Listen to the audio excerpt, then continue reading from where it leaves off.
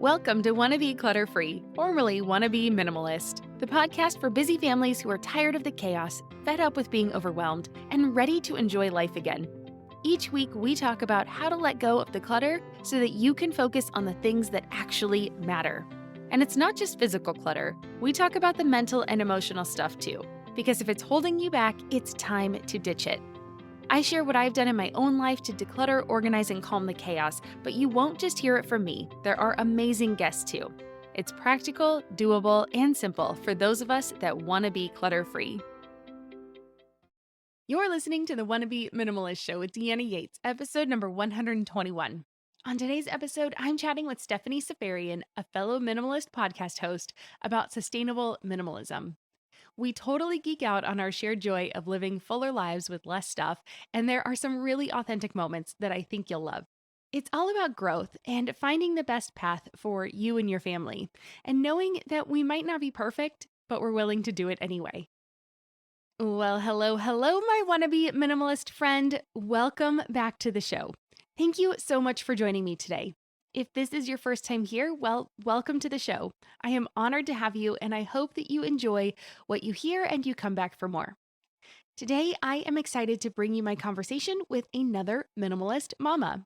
It's been a while since I chatted with somebody else purely in the minimalist space, and it was a lot of fun. But I'm going to tell you, I was a little nervous before we chatted. Like everyone, I have my own insecurities, and I found myself in the space of asking, if I was minimalist enough to host this conversation. Well, thankfully, it turned out to be all in my own head. And spoiler alert, there is no enough or not enough anything. We are all enough because we exist. And you'll hear that Stephanie is a lovely person, and we clicked almost immediately. So my concerns were completely unwarranted, of course. I loved our conversation and I related to so much of what she shared. Now I just need to book a trip out to the East Coast so we can be friends in real life. All right, so who is this amazing guest? Well, today I am speaking with Stephanie Seferian, a former teacher turned full-time podcast host of the Sustainable Minimalists podcast. She's also the author of the nonfiction book Sustainable Minimalism and is an avid distance runner and lover of fiction. Stephanie lives just outside of Boston with her two daughters, a yellow Labrador retriever, 10,000-ish bees, and a husband who loves to compost almost as much as she. So give this episode a listen, and when you're done, head over to wannabeclutterfree.com/121 to get the show notes for today's episode with links to Stephanie's website and her book. Again, you can find it all at wannabeclutterfree.com/121. And now let's get on to our conversation. Well, hi, Stephanie. Welcome to the Wanna Be Minimalist Show. How you doing today? I'm so great. Thank you so much for having me. Oh, it is my pleasure. This is going to be really fun. It has been a while since I have had another minimalist on the show. And when I say that, I mean like that focuses on minimalism, and sharing their minimalist message. So I am really excited about it. So why don't you tell us about yourself and what led you to becoming a minimalist? Sure. My name is Stephanie Seferian. I am the host of the Sustainable Minimalists podcast. I'm also the author of a book by the same name, Sustainable Minimalism. I started my show about 4-ish years ago as a passion project. I had found minimalism, or rather, minimalism, I guess, found me. And I wanted to share the benefits that I experienced pretty quickly with the rest of the world. And so I never looked back. I've been podcasting ever since, and I love every second of it. I would say I was a pretty unconscious consumer for most of my life. I never really thought about stuff or the implications of overconsumption. But that all changed when I had my first child. My husband and I, and we had 3 pets at the time. We were living in a tiny apartment in Boston, and we had lived there very happily until the baby came along. And because if for any parents listening, with the baby comes all the stuff. And when I say she had dozens, if not maybe even 100 really infant dresses. I wouldn't be exaggerating. The toys, the gear. I have loving and wonderful friends and family, and they just gifted and gifted and gifted some more, which is so lovely and so nice. And I'm thankful that they loved me so much to buy me so much stuff or buy my baby so much stuff. But Yeah. we were squeezed out of our apartment. I spent so much time, effort, and energy trying to find places to store all the stuff. My anxiety skyrocketed with regard to the fact that, first of all, I had to keep a baby alive. That was really hard as a new mother, but I didn't have any free time, and the free time that I did have was spent trying to keep the household in order. And so I decided, well, let's be smart about this. Let's work smarter, not harder, and let's get rid of the non-essentials. Like, she's an infant. Infants wear zip up onesies. They do not wear frilly dresses. So let's pass along some of the stuff. And it was very easy to deal with my infant stuff. It's much harder, of course, to deal with your own stuff. But I started with my baby stuff. And it was a profound come to Jesus moment when I literally, quite literally, was standing over a pile of stuff that was in our home, gigantic pile that we didn't want, didn't use, didn't need, didn't love. People shouldn't have wasted their money on it. And it was just an, oh my gosh, moment of, I had so many thoughts going through my head. One was, you know, I am a cog on the consumerist wheel. That was thought one. Thought two was, where is all this going to go? Three was, what are we doing to the planet when we just keep buying more and more stuff that doesn't add to our lives and ultimately detracts from it? So that's a really long story, but that's the story. No, it's great. I love it. And those backstories are really helpful because I think it helps people understand that if they're feeling that way, they're not alone. And, it is interesting how much stuff we are told we need, right? I mean, all those marketing messages are constantly bombarding us. And it's so interesting with how little your child actually needs. And it's not just at the beginning, it's later on. And which means it's how much less we all need. And so let's keep going down that path there. And I think there's a lot of different terms and definitions when it comes to minimalism. There's all different ways people get into it. There's all different ways that people think about it and what's most important to them. And you talk a lot about eco minimalism. So let's dive into that a bit. What does that mean to you? And how did you kind of get to that part? Right. So as I went down my minimalist journey, so to speak, I found that most, if not all of the influencers were talking about aesthetics and like having a clean home and less housework and, you know, less stress, right? Clean lines, white furniture, nothing on the counters. Everybody knows what I'm talking about. But I felt that those conversations were really missing the point. Like, aesthetics are nice, but there's another very powerful benefit to minimalist living with less. And that is that jumping off that consumerist bandwagon, intentionally choosing to buy less stuff, that is an inherently eco friendly practice. And so I started my podcast, my platform, to examine that space in which eco friendly living and minimalism combined. I should say, again, I mentioned the minimalist groups. I feel like they were falling short on that message. But then also the zero waste groups or the, I don't know, gung ho environmentalist influencers out there, they were just too far on that spectrum, on that side of the spectrum for me. So I wanted to merge both lifestyles, so to speak, in a place that was, not so preachy, not so about aesthetics, and not also so about like zero waste living. And so that's what sustainable minimalism is to me. Oh, I get that. I totally get that. To like, yes, when things are super extreme, I'm not very good at that. I can't really. I have a hard time being. My pendulum swings really both ways. Like I can do something really extreme, like sell everything and travel. And then it kind of goes back the other way. And then I'm like buying too much stuff. And I'm like, okay, wait. And so, yeah, for me, it's been kind of finding that middle ground, which sounds really kind of what you've been striving to do as well. Is there one moment where or like one example of something that feels like that middle ground to you, or maybe one aha moment you had where you were like, okay, this is what I mean when I'm talking about this kind of a thing? Good question. Let me think about that. Like, Yeah.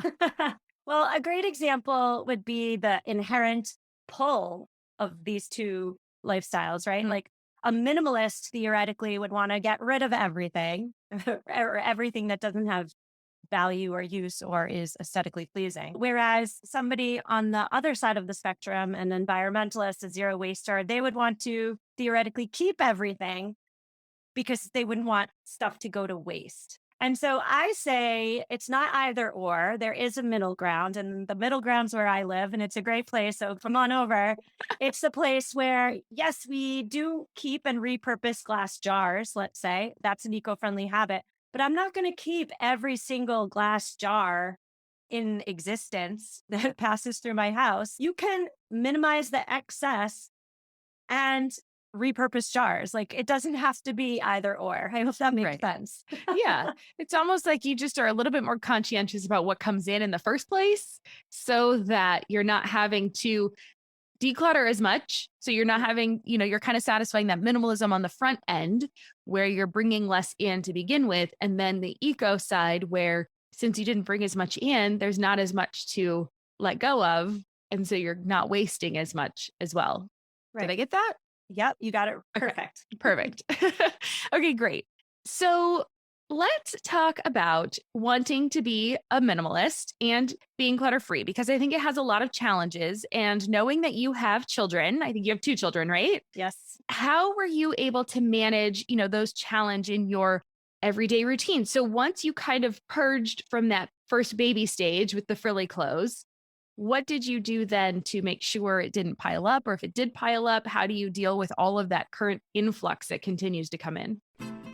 I'm Margaret. And I'm Amy. And together we host the podcast, What Fresh Hell? Laughing in the Face of Motherhood. Margaret, I would say you're sort of a where are my keys kind of mom. Correct. Sometimes a where are my kids kind of mom.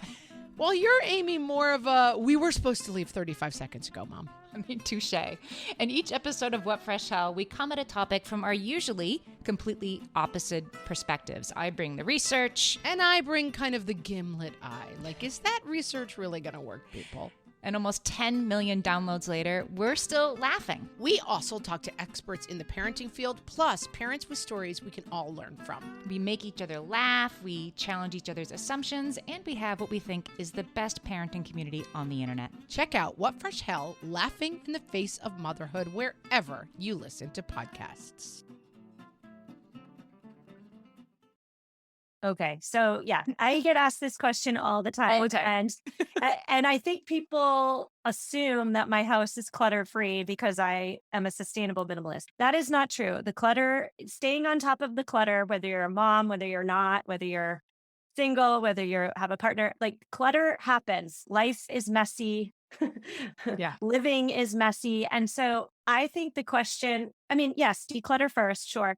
But the question is about staying on top of it by creating systems and routines in your home to prevent messes, which we all have, from becoming unmanageable messes. So with my kids, I would say they have less toys than other kids their age in our community. I would say they have less clothes. I would say that less is really step one. Like, when you have less stuff, you have less to maintain, less to clean. Like, that is 100% true. So less is step one.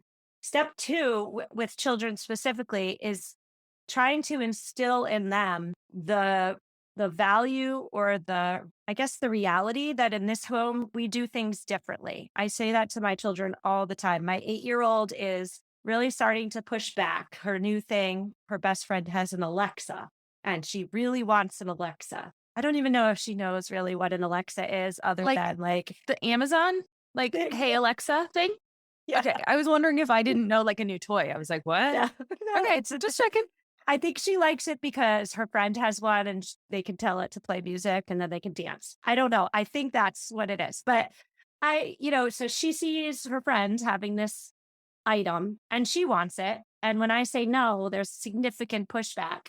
And my answer to her is that, in this family, we do things differently. Like, we don't buy the next thing just because everybody has it. We don't keep up with the Joneses. We got off of that train. And then I back that up so I don't sound like the meanest mom on the planet with a gentle reminder of the things that we do differently that she happens to love. Like, we really prioritize experiences and specifically family vacations. And because we're not buying all the stuff, all the next it thing, because buying is always our last resort, even if we need something, I'm going to borrow it from my neighbor or I'm going to thrift it. Buying new is always the last resort. And so because that is a central pillar of our household, we do have slightly more funds like money to be able to go do fun stuff as a family. So I guess I would just say, like, it is a constant push and pull. Things aren't perfect over here just because I'm a podcast host about minimalism.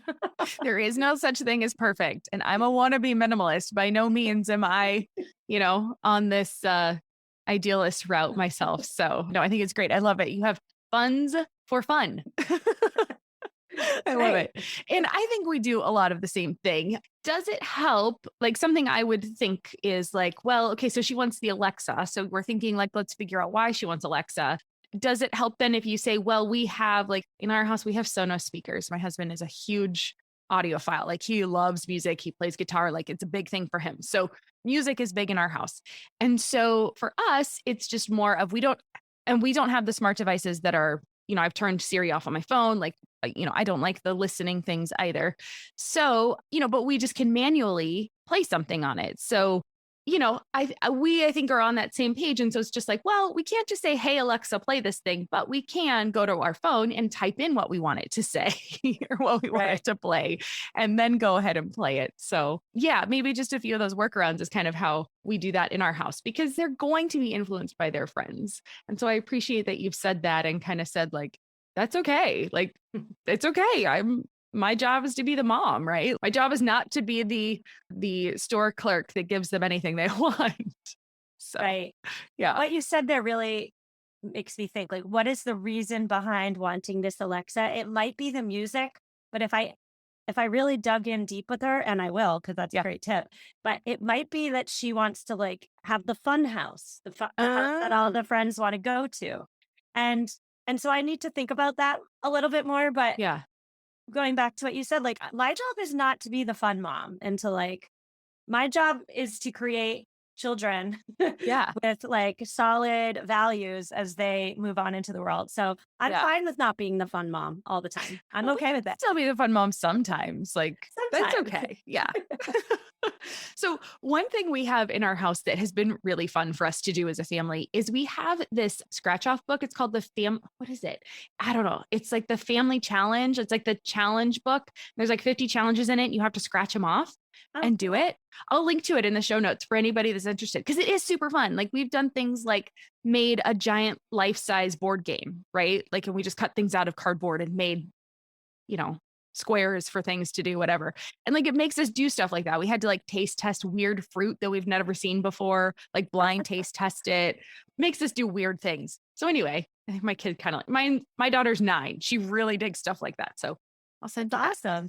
It's kind of a fun little thing for us to do as a family when we're kind of like, okay, what do we do? Same old, but it gets us doing stuff together when we're not able to go on those vacations. Cause I'm a huge experience fan too. Like in the end, it will create so many more memories and just so much more pleasure in life, I think. And so you're doing a great job, Mama.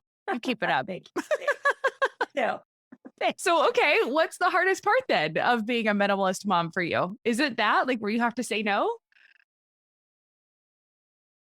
I think the hardest part is trying to teach my children to value their stuff, like take care of their stuff. Don't lose your water bottle, but also at the same time, trying to instill in them an understanding that stuff is just stuff. And Yes. so that's a push and pull, like, Yeah. yeah, I don't Oh know. my gosh. Oh, I feel you on that. That super resonated with me. Because yes, how do you say in one breath, I want to take care of this stuff because it's important to be conscientious about what we're using and how we're living. And then on the other end, when they mess it up or they lose it or they scratch it or ding it or whatever, break it, you go, it's just stuff. It's okay. Right. That is really hard. Oh, I have to think about that one.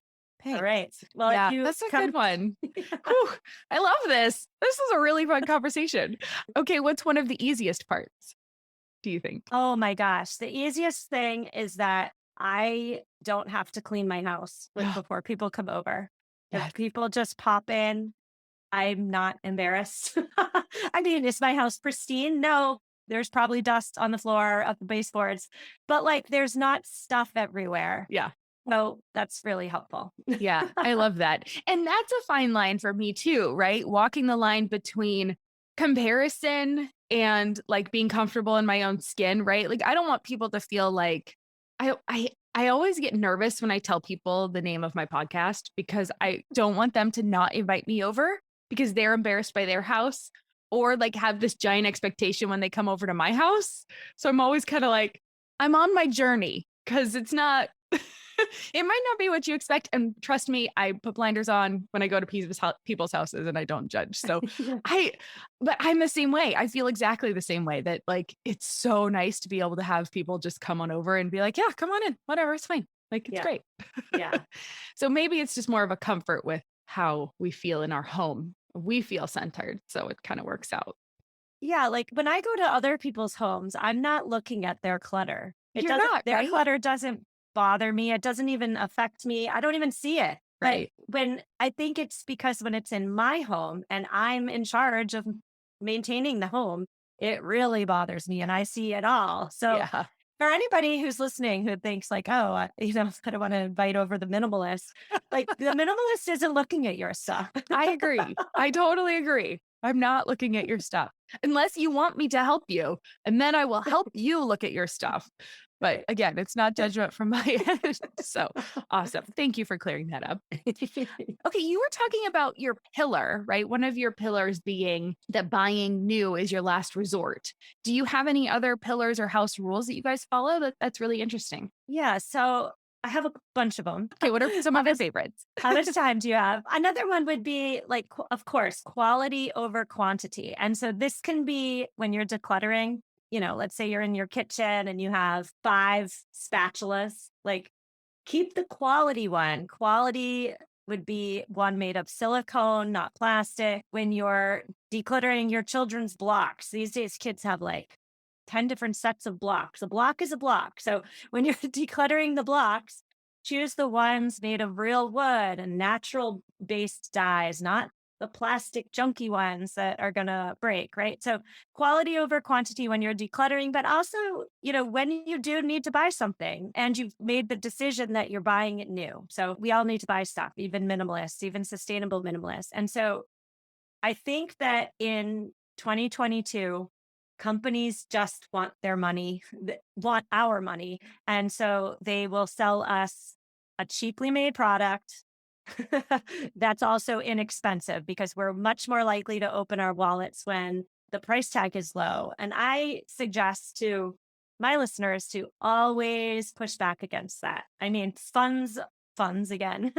Like we all have, like without getting too much into like the privilege conversation, if you do have privilege and you can wait to buy the better quality item with the longer warranty that pays its workers appropriately and doesn't own a sweatshop in Asia. Like if you have the ability, have the privilege to wait and buy quality over quantity, I suggest you do that. So that's another one. Oh, it's a good one. It's really good. And I mean, I just look at like the evolution of Amazon and like, it is so hard to, even if like, I try not to shop on Amazon, first of all, but let's say I do like, I need something, whatever. I'm looking on there. It is so hard to find something that you believe is going to be the right thing. And I just feel like I'm really nervous for the ramifications that that is going to have throughout all of the consumer goods and products. And, it's like as soon as something is deemed popular or sellable, it has a ton of knockoffs, and then you don't know who the right product is. And it's just really crazy. And all the reviews are wrong. And so I think that's partially why I've tried to pull out of buying so much, just because it is so daunting to even just buy one thing that you want when you're trying to do all this research for quality and all this stuff. And I'm kind of like, at the end of the day, I'm like, you know what? I think I'd just rather not buy in the first place because it's just so difficult. So on the flip side, it's gotten me to spend less money because it's gotten more chaotic.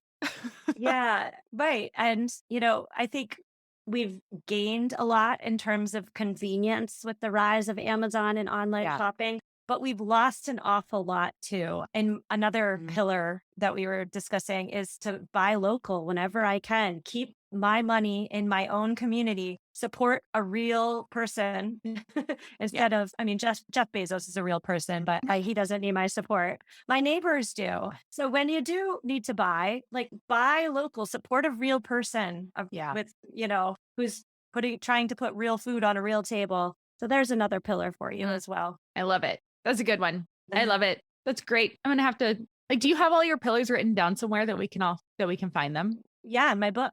Okay, cool. There you go. There it is, guys. It's right there. Okay, You set perfect. me up so perfectly. I had to do it.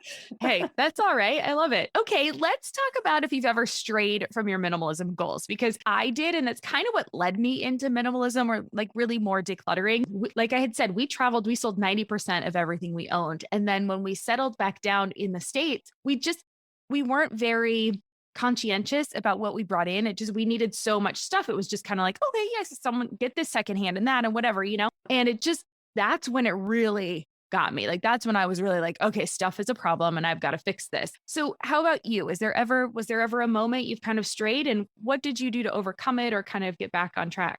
Yeah, I feel as though whenever I feel overwhelmed or unprepared, that's when I find myself really tempted to just stray and buy all the things. A great example of this would be at the start of spring here in New England, put away all the winter stuff and you take out the summer stuff. And so I took out my summer stuff, and I'm not a very fashionable person to begin with, but I took out my summer stuff and I'm looking at it. I'm like, all these clothes are 15 years old. They don't fit. They fit technically, but they are not what a 38-year-old woman should be wearing. Like the sun's out. I need clothes. Like, what do I do? And so ordinarily when I buy clothes, I shop, I vet fashion brands like very, very deeply, because I am very concerned about the implications of fast fashion in particular.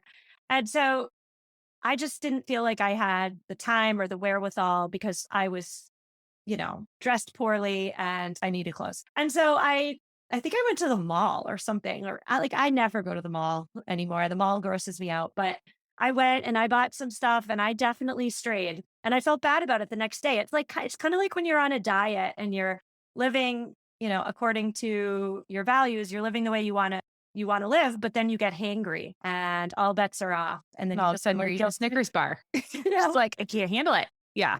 and then I you get feel that. guilty after you eat that Snickers bar. So, Totally. but it's life. It's human. It's humanity, right?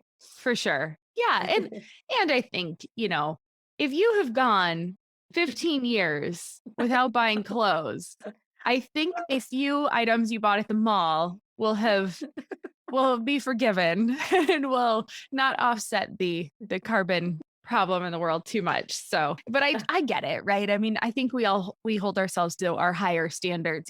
We are our own worst critics and we hold ourselves to the highest standards. So, but I appreciate you sharing. And I mean, that's the thing. We all are going to have those moments, but I love the insight of it's when you are overwhelmed and when something unexpected comes up. And then those are the moments that we really need to maybe then take that pause and say, like, okay, I know this is when I'm going to be tempted.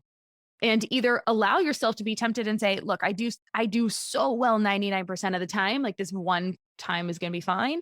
Or, okay, Yeah. put up my guards. So thank you. Thank you Well, for sharing and being real and being a human. I appreciate it. oh, you're so welcome. Well, another one, overwhelmed, yes, but also unprepared. Like Unprepared. Yes. when my daughter decided she wanted to play t-ball, I thought to myself, oh, yeah, okay, like we'll try a season, but I'm your mother. And secretly, I didn't think that she was going to love t-ball. So I didn't want to buy her the glove. I didn't want to buy her the cleats. Like I figured to myself, especially with the glove, like I can just borrow that from somebody in my community. I'm not going to spend, it's not the money, it's not the monetary value of $25 or whatever for a glove. Right. If she's only going to go to 2 practices and hate t-ball. And so I had it on my brain to get this glove, to reach out, get a glove, borrow a glove. But then before I knew it, the first practice was like 2 days away and I didn't do it. I didn't do my due diligence. I was unprepared. So I went to Amazon, bought the glove. Wouldn't you know, she hated t-ball and we still have the glove. So it happens, life happens. But Life happens. the key is like forgiving yourself in those instances and knowing that life happens, but also cultivating an observant mindset in which you know whether it's happening all the time, like too often, or Yeah. just once in a while. Right. And then noticing like, okay, this is what happened. I'm going to make a plan. So next time I'm going to put it on my calendar. So I know to, reach out and I'm going to have it remind, like repeat every day until I do it. And, Right. yeah, absolutely. But I think you're right. Like give ourselves the grace. And if it happens all the time, then really start to make a plan for it. And if it just happens once in a while, then take a deep breath and say, I'm human and the world will move on and be fine. Okay. So what tips do you have? Give us a few tips for those who want to dive into this lifestyle of sustainable minimalism. Where do you suggest people start? What's one of your first steps? Well, start slow and start easy. I do think that a whole house declutter is a very important first step, but my platform and my message is unlike a lot of other minimalist messages in that the goal is not the tidy house. The goal is not, the pristine Crate and Barrel catalog-esque home. That's a benefit.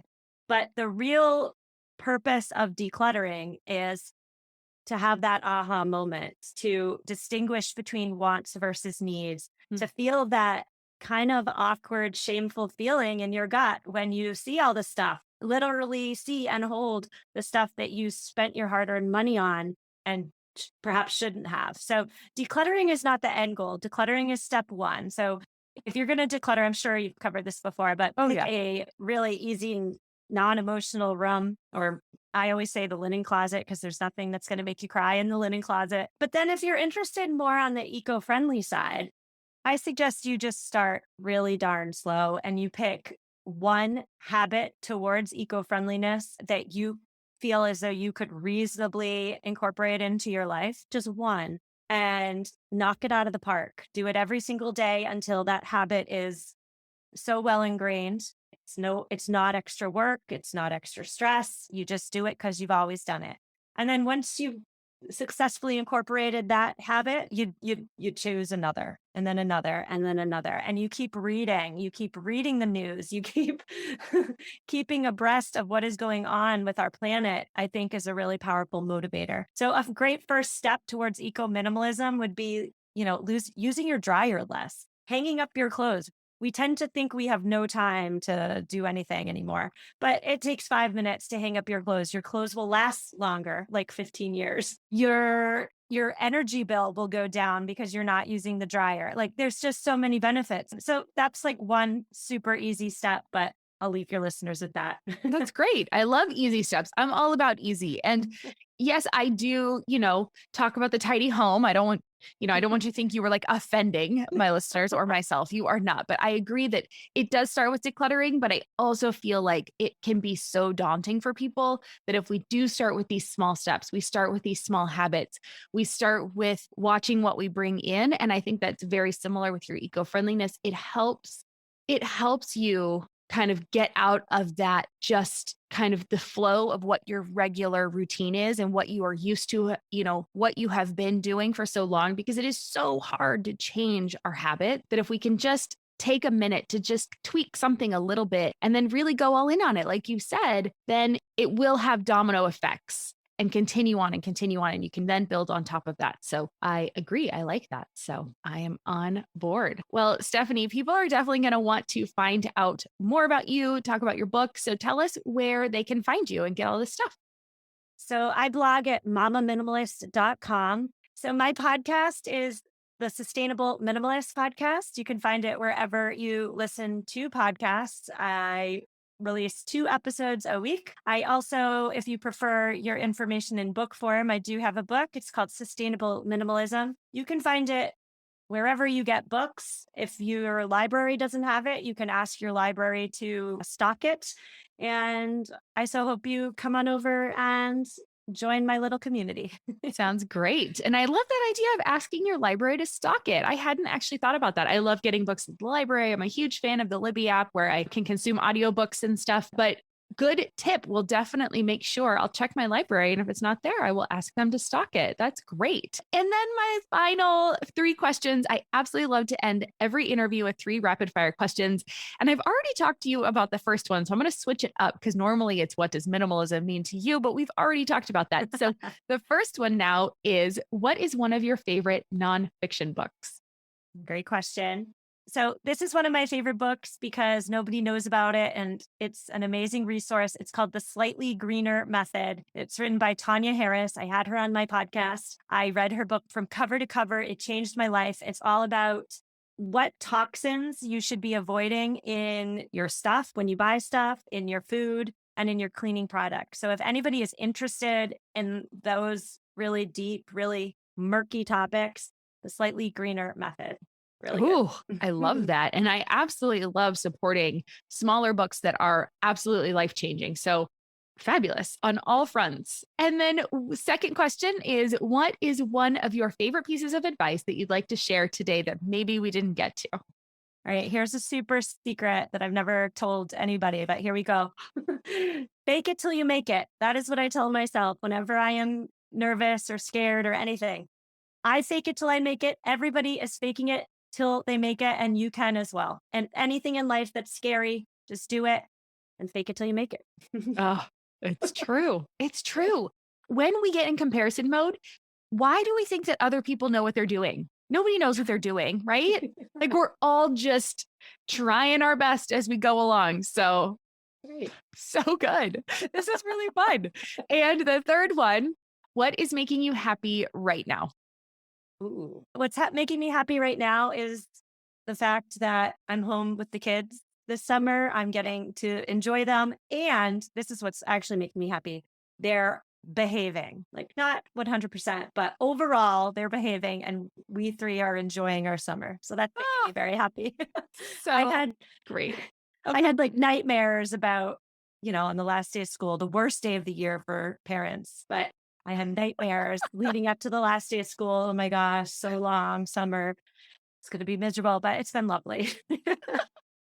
So, buddy, how long is your summer? Well, the kids' summer. So I used to be a teacher, and my summer was always like 7 weeks long. My kindergartner, she's going into kindergartner. So she's going into kindergarten. So she's going a week later. Her summer from the last day of preschool to the first day of kindergarten, I'm not joking you, is 12 and a half weeks long. Wow. Ours is long 10. Ours is 10, which is actually, I can't believe we only have 3 weeks left after this week. Like I'm shocked. So no. Yeah. We're going till like mid-September over here. Ooh, buddy, we start mid-August. I really wish they'd go later in June and start late, like early September. But anyway, we digress. Well, Stephanie, this has been a delight. I have really enjoyed getting to chat with you and just kind of talk minimalism and geek out on the subject. I don't get to do that super often. So thank you so much for joining me on the Wanna Be Minimalist show. Thank you so much. And if you're ever in my neck of the woods, let's go out for coffee. I'd love to meet you in person. Absolutely. Me too. All right. Cheers. See, wasn't I silly to be nervous? Stephanie's great, and we truly clicked. I agree with her that minimalism is great for the environment, and I am all for sustainability, but I am happy for whatever catalyst leads someone there in the first place. So if that's a home that's easier to clean, great. If that's so you can have people pop in whenever and stress less, awesome. If you're like me and function better when there is less clogging up your home and your mind, welcome aboard. And if the environment is what leads you here, well, pull up a chair. Everyone is welcome at the table. So now I want to know what's brought you to this episode and sparked your interest in minimalism. I would absolutely love to hear it. Come on over to the Wannabe Minimalist family group on Facebook and share. It will be so fun to hear about your journey. And thanks again to Stephanie for joining us on the show today and for sharing some great advice. Remember, you can grab all of the resources she discussed by heading over to wannabeclutterfree.com/121. Again, that's wannabeclutterfree.com/121 to find out more about Stephanie, her podcast, and her book. And don't forget, you can also ask your local library to stock a copy of her book too, if you like to get your books that way. As always, thank you for joining me too. If you made it this far, I would be thrilled if you left me a review on Apple Podcast. Your reviews make my day, and it helps me be able to book more guests on the show for you to discover and learn from. I hope you have a wonderful day, and I will see you back here next week when I will be chatting with Hunter Clark-Fields about parenting with mindfulness and raising good humans. It's another good one, and you won't want to miss it. I'm Deanna Yates, and you've been listening to the Wannabe Minimalist Show. Cheers.